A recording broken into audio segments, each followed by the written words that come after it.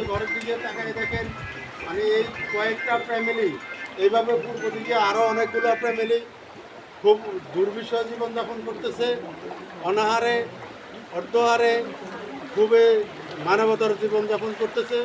দেশবাসী এবং সমাজবাসী বিত্তবান লোকেরা যদি আমাদের কিছু সহযোগিতা করেন, আমাদের গ্রামবাসীর পক্ষ থেকে আমি আপনাদের উদাত্ত আহ্বান করতেছি, আপনারা যদি আমাদেরকে কিছু সহযোগিতা করেন, কিছু ত্রাণ সামগ্রী দেন, আমাদের এলাকার উন্নয়ন হবে, উপকার হবে, আমাদের লোকগুলা জীবনযাপন করতে পারবে। খাইয়ে দেয় একটু যদি হয় তাহলে একটু খাওয়া পাইলে এরা অনেকটুকু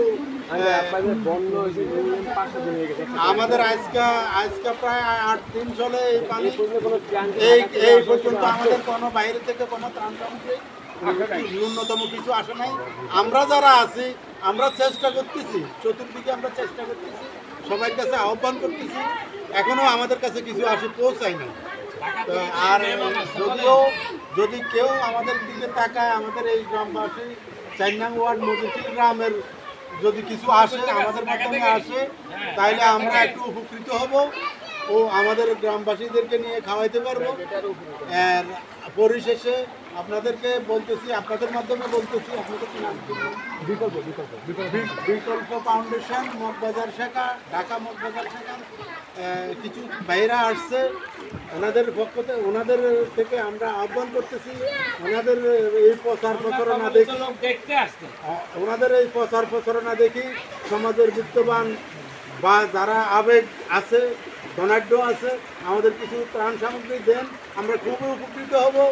আমরা খুব অসহায় জীবনযাপন কতগুলো ফ্যামিলি আমাদের প্রায় এই গ্রামের প্রায় 800 ফ্যামিলি পানির নিচে আছে। 800 ফ্যামিলি আমরা যারা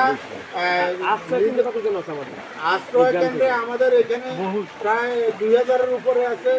যেমন কানকাট হাই স্কুল, কানকাট কলেজ, আশ্রয় কেন্দ্রে যারা আছে তাদেরকে সবাই থেকে বাইরে থেকে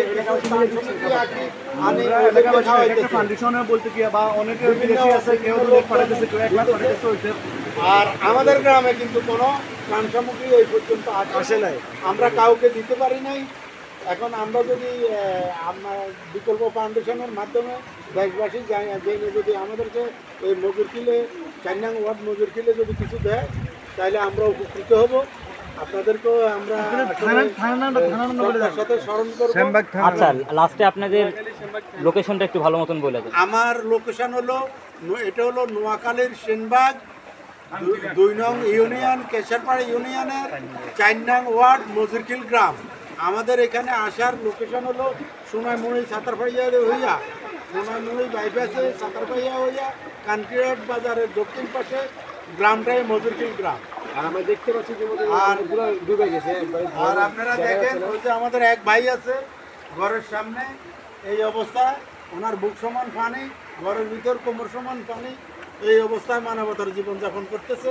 সমাজের বিত্তবান এবং ধনবানদেরকে আহ্বান করব আমাদের কিছু সহযোগিতা করেন, আর্থিক সহযোগিতা করেন, ত্রাণ সামগ্রী পাঠান, এই বলে আমার বক্তব্য শেষ করছি। ধন্যবাদ।